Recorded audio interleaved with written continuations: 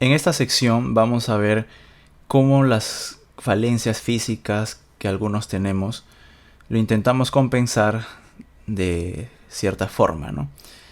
Entonces, este capítulo es un poco corto, pero tiene información relevante. También aprovecho en comentar que el formato de los videos serán diferentes y voy a también comentar en ciertas partes a medida que vamos leyendo, porque quiero experimentar y probar formas nuevas de leer un libro, ¿no? Para que no sea tan monótono y encontrar una mejor versión, ¿no? Dicho esto, entonces pasamos a la lectura. Compensación. Uno de los mayores estándares físicos que las mujeres tienen para los hombres es la altura. Hay innumerables hilos en la comunidad de la manósfera que abordan esto, pero creo que para la mayor parte no es difícil observar esto en el mundo real. También debo añadir que esta es una característica que es central para la teoría del emparejamiento social, en que los humanos son sensibles a las asimetrías y desequilibrios. Esto lo vemos claramente cuando salimos a la calle y observamos a las parejas. La gran mayoría, el hombre siempre está por encima en estatura, no por encima de su chica, ¿no? Continuamos. Ahora, antes de que me digan de tantas maneras que esto no siempre es así, o las excepciones a la regla de no todas las chicas son así, permítanme comenzar diciendo que este no es el punto de esta sección. No quiero debatir la lógica de por qué las mujeres prefieren un compañero más alto o la tendencia de gustar de atraer a alguien así. Lo que quiero decir es qué es la raíz de la infame enfermedad del hombre bajo. Así es, ya sabes de quién hablo. Lo último en compensación por la inferioridad, la temida enfermedad del hombre bajito. Ya conoces al tipo, alrededor de 1,68 m, levantando peso en el press de banca. Mala actitud, se junta con los tipos más grandes, que son casi todos, y muestra su ego. Qué tontería, ¿verdad? Pero si crees que esto solo se limita a los hombres bajos, estás cometiendo un error. Verás, de muchas maneras todos compensamos las deficiencias. Una vez leí un hilo en otro foro, no comunitario, que me pareció oportuno iniciar un tema preguntando por qué los hombres mienten y me hizo pensar por qué alguno de nosotros miente, hombre o mujer. En ese momento también había estado planteando muchas preguntas sobre cuestiones que damos por sentado después de haberlas discutido hasta la muerte en la manósfera. Una de ellas era la naturaleza de la personalidad y la capacidad de uno para cambiar la suya propia o hacerla cambiar por las circunstancias, o a menudo ambas. Creo que es un trágico error de cálculo de nuestra parte pensar que la personalidad es estática, inmutable, o cuestionar la ingenuidad de ese cambio. Pero más trágico es dudar de nosotros mismos por ese cambio. Un simple tópico que a mucha gente le gusta usar como su conveniente cláusula de escape es la noción del just be yourself. Solo sé tú mismo cuando te dicen, ¿no? Sí, solo sé tú mismo. Esto, por supuesto, es solo lo que uno dice como consejo cuando realmente no sabe qué más decir. Sin embargo, dado esto, ¿qué es lo que hace que un cambio de personalidad sea genuino? Muchos de nosotros probablemente conocemos a un individuo que comenzó a actuar de manera diferente en algún momento de su vida. Esto puede ser el resultado de algún tipo de tragedia o trauma, o puede ser que el individuo sintiera la necesidad de cambiar su forma fundamental de pensar e hiciera el cambio por sí mismo. Usualmente en estos casos pensamos en ellos como posers o tryhards, tratando de ser algo que no son. Reflejan este cambio en su apariencia, sus prácticas habituales, sus amigos o las personas con las que se asocian, sus actitudes, comportamientos, etc. Y esto es lo que resulta impactante para la gente que conocía su personalidad anterior. Cuando siempre vemos a personas durante un tiempo, la conocemos, ¿no? creemos que son de una forma y luego la vemos después de mucho tiempo, muchos años y ya han cambiado, ¿no? Entonces, estos cambios siempre resultan impactantes porque no estamos acostumbrados, ¿no? Eso es lo que postulan. Continuamos. De las 48 leyes del poder, ley número 17. Mantener a los demás en terror suspendido, cultivar un aire de imprevisibilidad. Los humanos son criaturas de hábitos con una insaciable necesidad de ver la familiaridad en las acciones de otras personas. Su previsibilidad les da una sensación de control. Da la vuelta a la situación. Sé deliberadamente impredecible.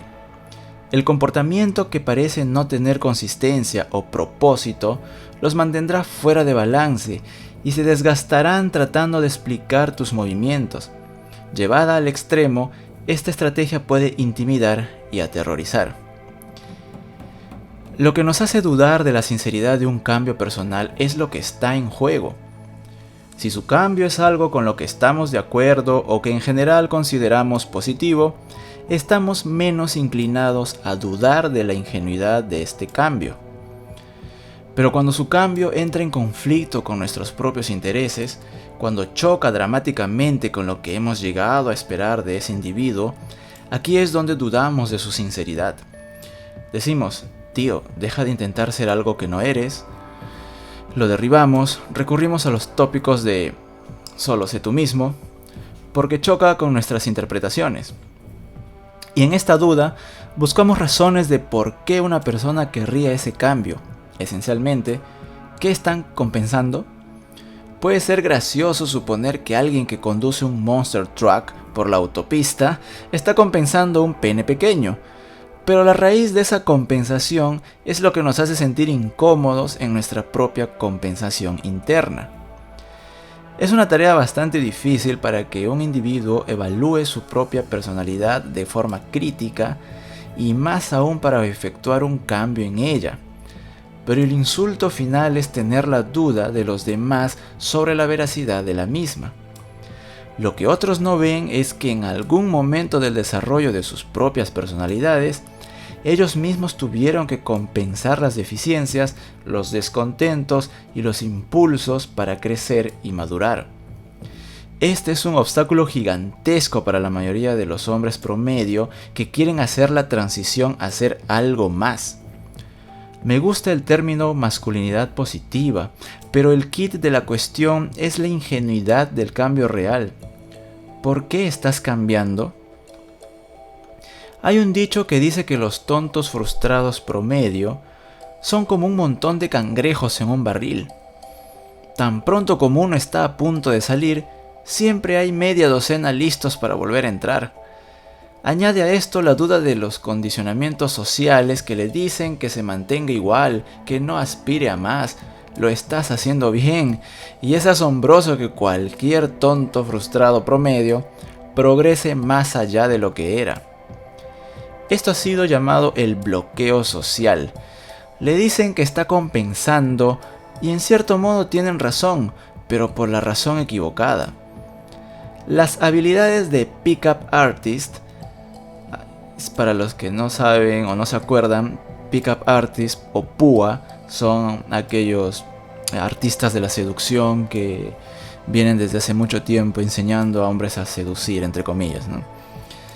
Repetimos, las habilidades de la PUA, la psicología, la masculinidad positiva, son todas compensaciones por deficiencias. Van más allá de modificación de un comportamiento. Esa es la respuesta fácil. Los PUA enseñan un conjunto de comportamientos y guiones para ser simulados con el fin de enmascarar un déficit. Estas son elecciones fáciles para los apologistas de solo sé tú mismo, porque son acciones que generalmente no coinciden con la personalidad previa de una persona. Y aquí hago una pausa, porque sí, muchas veces queremos aparentar algo que no somos, y en el intento termina siendo algo más ridículo, más triste, más señalable, porque cuando no es algo genuino se nota, ¿no? O se llega a descubrir de formas impredecibles, ¿no? Entonces, vamos a continuar. No son realmente así, por lo que son falsos, o peor aún, han sido engañados por tipos que venden la marca púa de herramientas de autoayuda. Lo que no ven es el deseo genuino de cambiar y las razones para ello. Claro, porque los artistas de la seducción o los artistas de comportamiento te venden máscaras, te venden maquillajes, te venden ¿no? Un engaño, como crear un personaje falso. Y la realidad es que por más que ese personaje te lo hayas aprendido, no es sostenible y no te va a generar resultados a largo plazo, ¿no? Continuamos. Cuando compensamos, improvisamos, fingimos hasta que lo hacemos, pero ¿quién determina cuándo hemos dejado de fingir? Tú lo haces. Leí todo tipo de artículos dudando de la capacidad que tiene una persona para adoptar el juego con naturalidad, en su personalidad. Es un proceso de internalización, pero tiene que llegar un punto de transición en el que la respuesta por defecto de un hombre sea su respuesta al juego. Eso es lo que es ahora. Toda esta parte nos aclara el hecho de que no podemos fingir. Para que exista un cambio real, tenemos que pasar por un proceso de internalización y aceptación de muchas cosas incómodas y muchas cosas feas, ¿no? Entonces, si bien es corta esta sección, creo que sienta las bases para lo que viene más adelante, porque quizás todo lo que el libro nos vaya revelando y enseñando, si lo queremos aplicar de la noche a la mañana, esto no va a funcionar. ¿Por qué? Porque para empezar tenemos que generar un cambio real dentro de nosotros mismos, desde nuestras bases, desde nuestro sistema interior, ¿no? De eso se trata, salir de la Matrix, ¿no? Pues bien, hasta aquí en este video, y en el próximo entraremos a lo que es un alfa, ¿no? Esta palabra tan repetida y tan manoseada. Vamos a analizar todo lo que se refiere a un alfa. Entonces, bueno, nos vemos en la siguiente. Adiós.